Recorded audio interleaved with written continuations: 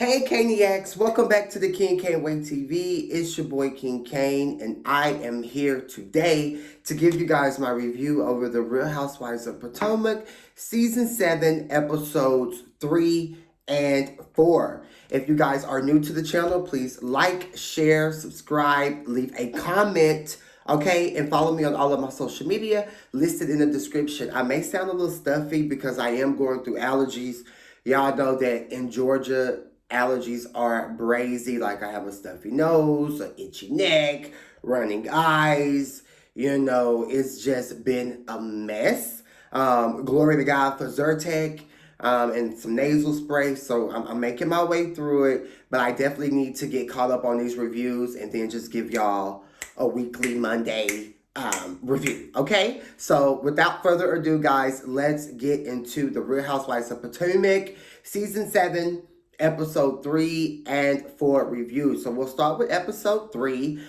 Candace was pretty much reading production. Like, don't break out none of my fourth wall. We all know fourth wall is where when you're on reality TV, you're supposed to act like cameras aren't there. You're supposed to be like in the moment and like all that good stuff. So it's just pretty much like, don't block it out. I need them to know that I'm checking y'all. I don't know what you guys have going on. But my husband is not here for it. If y'all want somebody who's trade, who's really making people uncomfortable, then y'all can go to Michael iHeart BBC Darby. I mean, we all know that, we all understand that, we all get it, and I pretty much agree with Candace. I feel like read them down. It was the producer, the one who had pulled Candace and Monique apart. I don't control them no more than I control you. Yeah, that's true, but y'all lead storyboards and storyways and through and throughout. So, Candace was right to leave and read. And I love when she said, not to their neck, not to their ankles, because I feel like a real woman would have been told, hey, your husband made me uncomfortable, etc., etc. It's just fake to me. It's weird. Everybody else is pretty much sitting down, fellowship and talking. Wendy talking about the lounge. Girl, Eddie don't want you doing the lounge. You just sound dumb to me. I like Wendy. Don't get me wrong. Wendy has grown on me, but you trying to take out $300K. I don't know if you and your husband have a joint account. I don't know. That's marriage tea. That's marriage business. However, to go into business with Peter Thomas is just ridiculous. Giselle and Mia, they talk to the side and,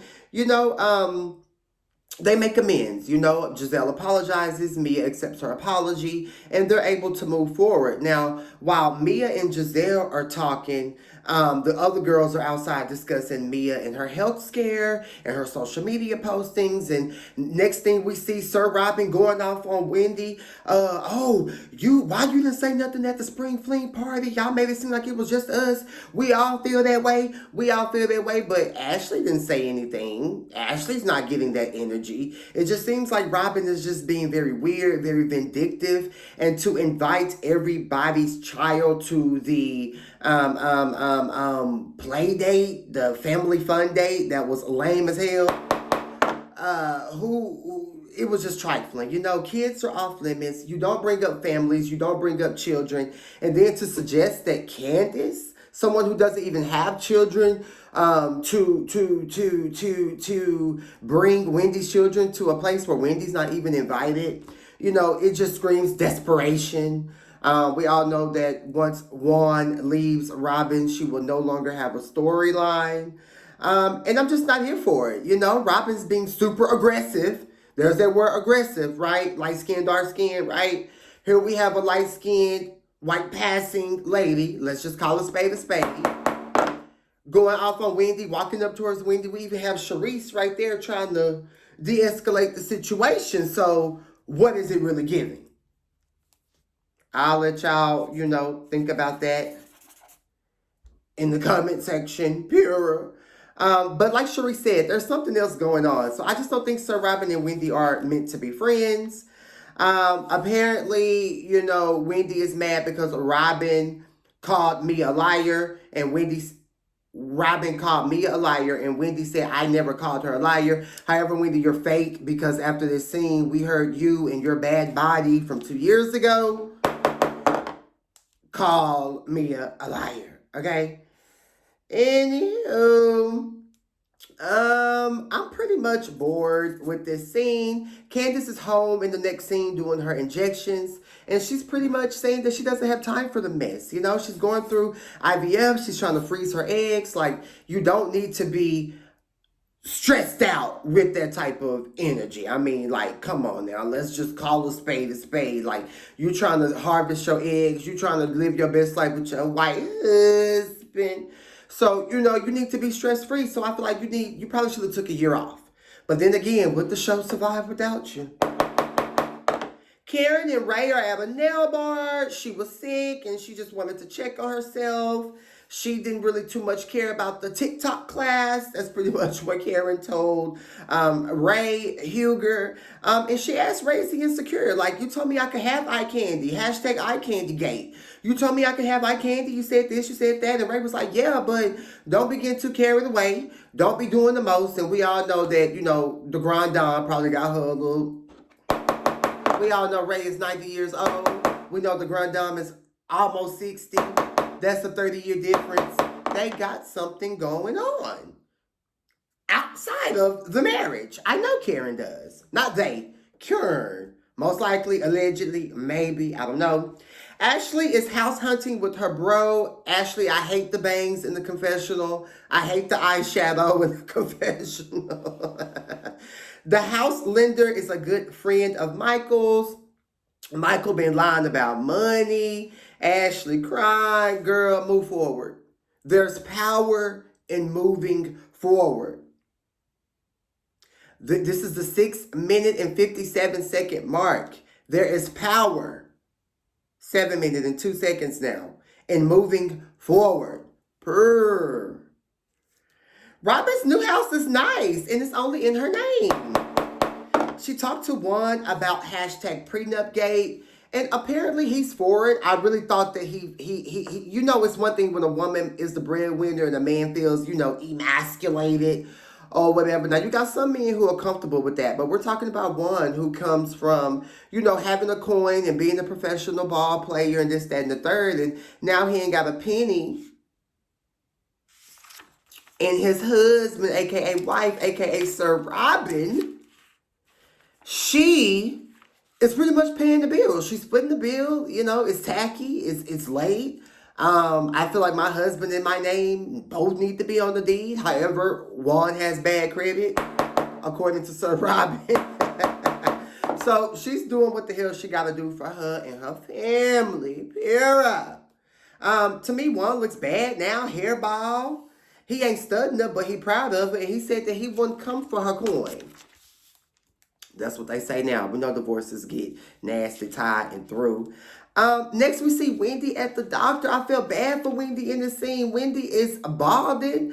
I said, OMG, Wendy, what is going on? Stop stressing about trying to do all these different entrepreneurship things. And like your husband, Eddie, said, focus on what you have going now. Your husband don't have $300,000 to put into a restaurant with Peter Thomas. What happened to the Yomi Home Essentials?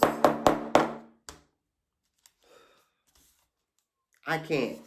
Wendy, you've been stressing. You've been stressing. The doctor says she can give us some medication, but, you know, she's going to end up having a beard.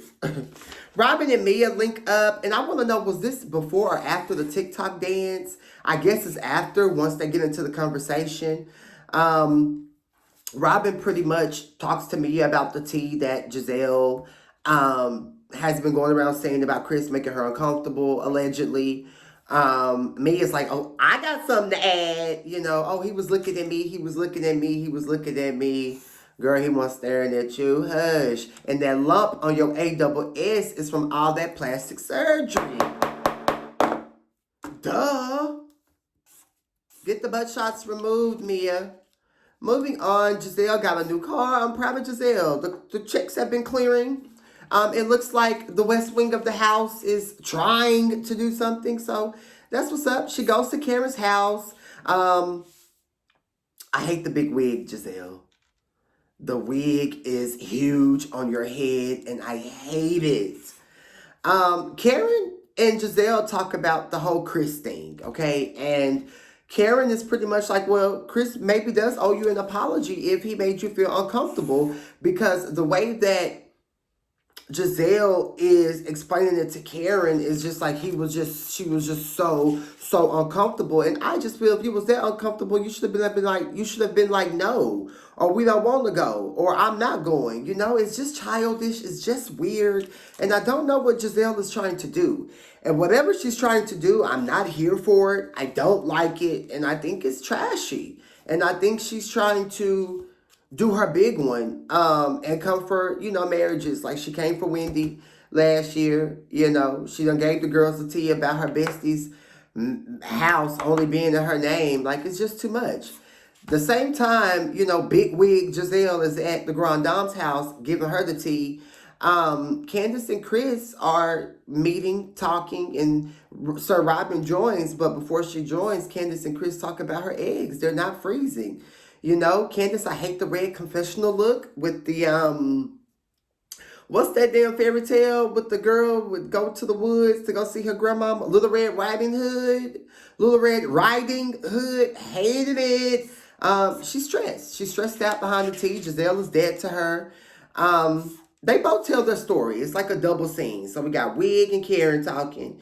And then we got Candace, Chris, and Robin talking. So when Robin arrives, she just like, no, don't, I'm not involved. Like, please don't be doing that to me. Like, I want no points in it. I want no points in it. Like, please don't do that to me. Apparently, Robin went back and told Mia Giselle's story. So we all know that there's some tea right there with the Green Eye Bandits. We all know they ain't going to be cool no time soon.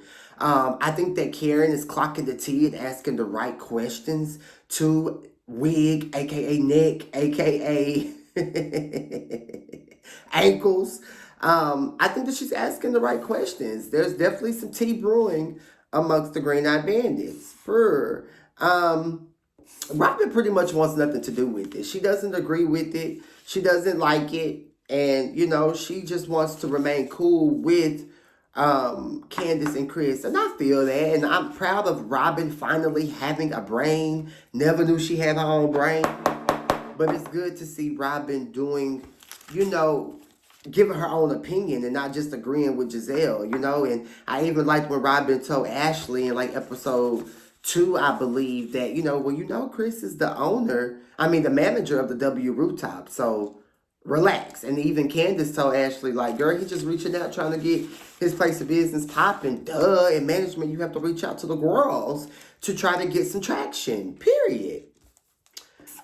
Anyway, guys, that's episode 3. Let's move on to episode 4. Again, this is Real Housewives of Potomac, season 7. Okay. I love the taglines. The taglines have been revealed. I love Robin's. When it comes down to the truth, I'm always on time. And I feel like this season, Robin is getting down to the truth.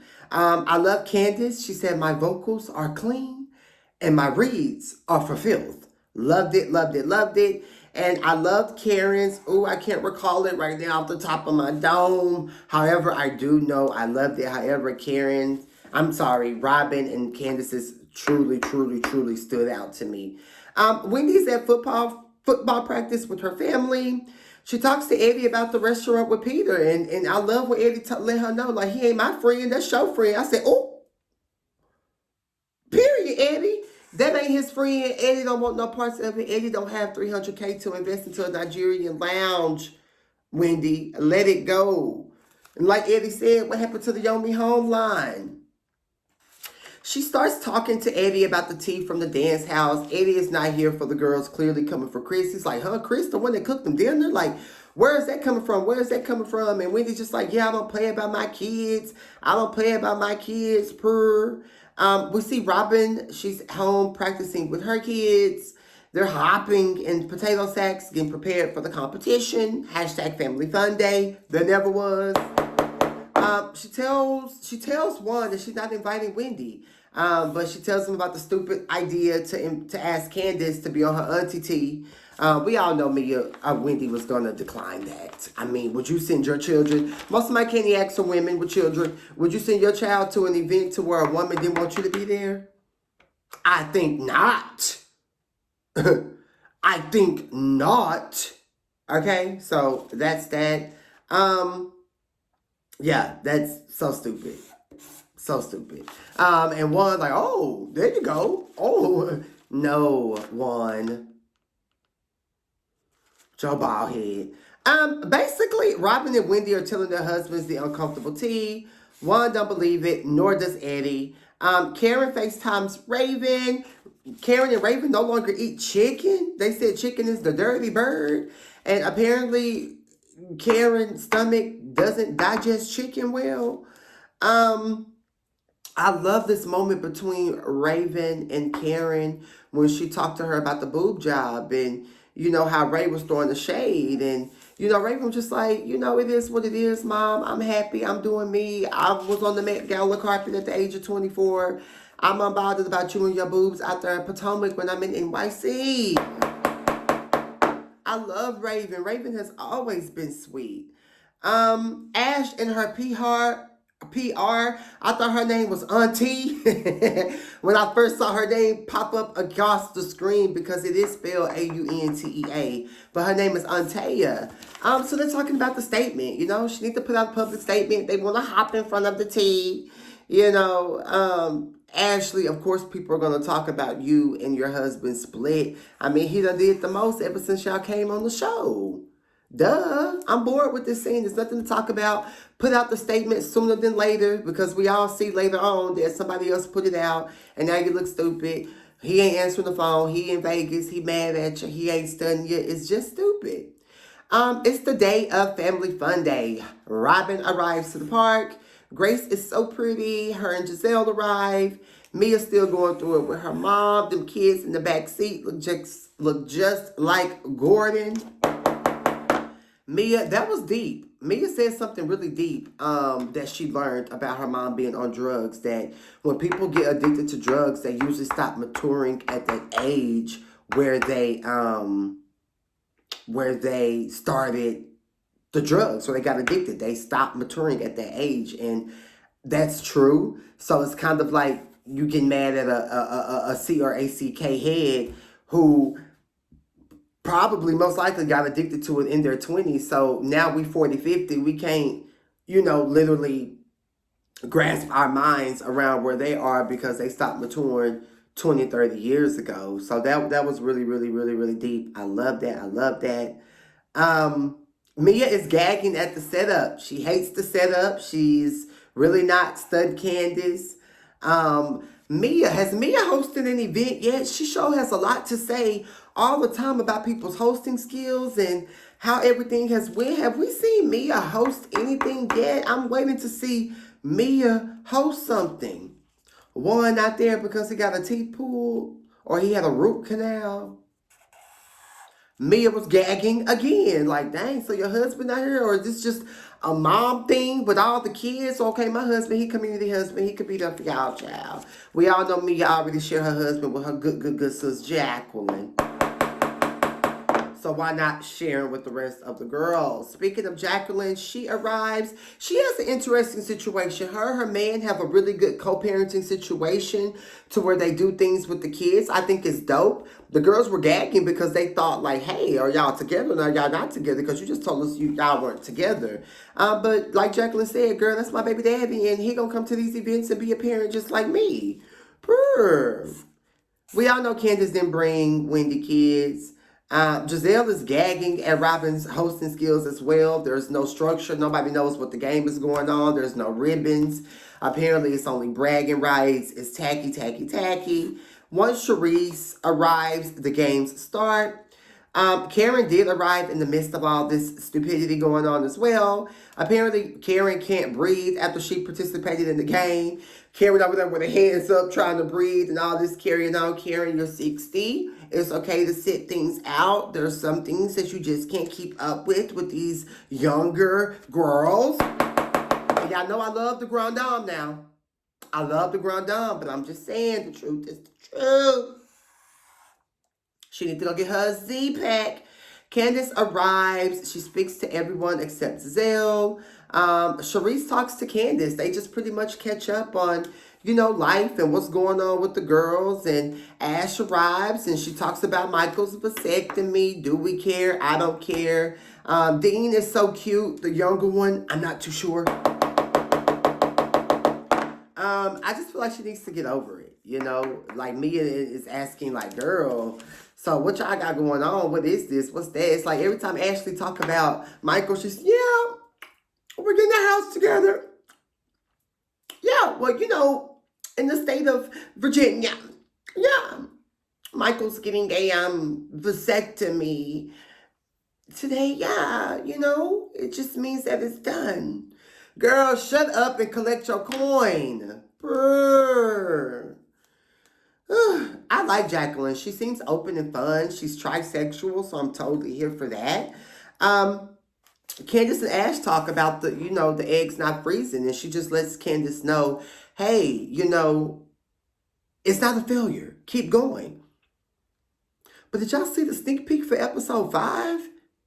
It seems like Candace and Ashley gonna get into it because Ashley gonna bring back a bone and go throw some type of shade talking about, oh, it ain't no fun when the rabbit got the gun or something like that. And I'm just like, oh, so you are being fake. Because you and Ashley, like, y'all having all these good moments and y'all keep keying and talking and getting to know each other. And it's just, that's how you gonna do, Candace. But I'm gonna wait till episode 5 before we get that.